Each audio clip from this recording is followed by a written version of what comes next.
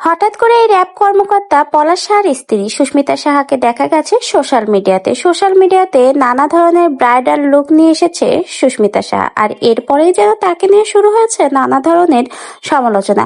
কিন্তু কথা হলো, এই যে গত 7 মাস একবারও কি কেউ সুস্মিতা সাহার খবর রেখেছে? কেমন ছিল সেই সময়ে সুস্মিতা সাহা? কেউ তো খোঁজ নেয়নি একটাবার তখন সুস্মিতা সাহা।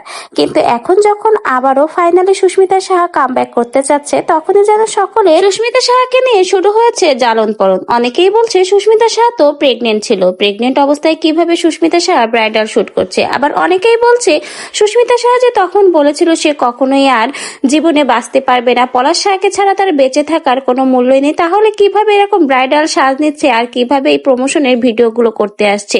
তাহলে কি এতদিন সুস্মিতা সাহা সোশ্যাল মিডিয়াতে যা দেখিয়েছিল আমাদের সবকিছুই ছিল নাটক? এরকম নানা সমালোচনা শুরু হয়েছে সোশ্যাল মিডিয়াতে সুস্মিতা সাহার এই ব্রাইডাল লুক এবং নতুন এই ভিডিওগুলো প্রকাশ হওয়ার পরে। এখন কথা হচ্ছে, ভাই, কেউ যদি আবারও 7 মাস পরে জীবনটাকে নিজের মতো করে গুছিয়ে নিতে চায়, তাহলে আপনার বা আমার কি সমস্যা? আমরা তো কেউ তার পাশে যেয়ে দাঁড়াতে পারবো না। তাহলে তাকে উৎসাহ দিয়ে সে হয়তো সামনের দিকে এগিয়ে যাক, ভালোভাবে একটা নিজের ভবিষ্যৎ তৈরি করি। তা না করে কেন তার পেছনে আঠার মতো লেগে থেকে তাকে বাস দিতে হবে? আপনারাই বলুন। আর যেখানে পলাশ সাহা মৃত্যুর পর একটা গুঞ্জন উঠেছিল সুস্মিতা সাহা নাকি প্রেগনেন্ট, সত্য কথা হলো সুস্মিতা সাহা প্রেগনেন্ট নয়, কিন্তু সে এখন চাচ্ছে নিজেকে একটু মুভমেন্ট করার। এই জন্যই কিন্তু সে এখন নিজেকে পরিবর্তন করে নিচ্ছে। সে নতুন একটা ব্রাইডাল সাজ নিয়েছে, সাথে কিন্তু এখন নতুন নতুন প্রমোশনের কাজ করছে। বলতে গেলে নিজেকে ফিট করেছে ব্রাইডাল লুকের জন্য। তো জাস্ট নতুন এই ব্রাইডাল লুক আর ভিডিওগুলো প্রকাশ হওয়ার পরে রীতিমতো সোশ্যাল মিডিয়াতে সুস্মিতা সাহাকে নিয়ে নানা ধরনের বাজে মন্তব্য এবং ট্রল করা হচ্ছে। কিন্তু কথা হচ্ছে, মাত্র 20 বছর বয়সে এই বিধবা সুস্মিতা সাহার জীবনটা কি এখানেই থেমে থাকবে?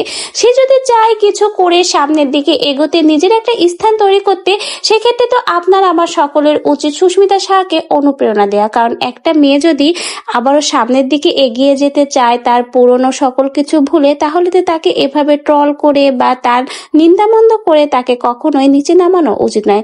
তাকে উৎসাহ দেওয়া উচিত। কারণ পলাশ সাহা চলে গেছে, সে আর ফিরে আসবে না। ফিরে আসার 1% সম্ভাবনা থাকলেও হয়তো সুস্মিতা সাহা তার জন্য অপেক্ষা করত।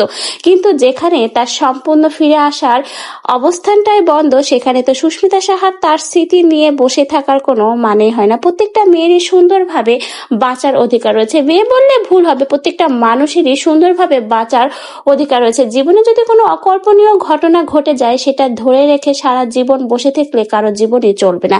সেক্ষেত্রে সুস্মিতার সাহায্যে মুভমেন্ট করেছে, এটাই আমাদের জন্য অনেক ভালো। আমরাও চাই সুস্মিতা সাহা সামনের দিকে এগিয়ে যাক। পেছনের কথা না ভেবে যদি সে একটা সুন্দর ভবিষ্যৎ তৈরি করতে চায়, তাহলে সে করতে পারে। কারণ 20 বছর বয়সে কারো জীবনে এভাবে থেমে যেতে পারে না।